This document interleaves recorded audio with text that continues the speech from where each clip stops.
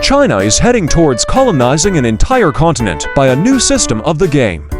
But first, let us explore some facts about the African continent that made the whole world interested in it.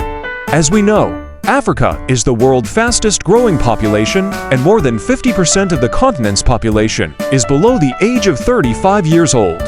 By 2050, the current population in Africa is expected to double in size, where the majority of the people will be moving into more urban areas, which means more economic opportunities. Household consumption is without a surprise going to increase significantly. Considering these facts, the world is now running in competition towards the African continent. China is one of the giants that is now showing interest in the continent, but for what cost? Many projects towards urbanizing Africa is funded by the Chinese government in exchange of hefty loans. Projects such as building railroads, stadiums, universities, and hospitals are mostly funded by the Chinese government via loans with heavy interests to be paid back in years to come.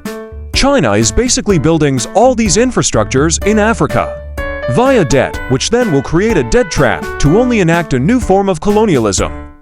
If countries cannot pay back the loans, which will most certainly be the case given the amount of loans and interests to be paid, part of the loans agreements is also the acceptance for China to do various other forms of businesses and exploring in the continent.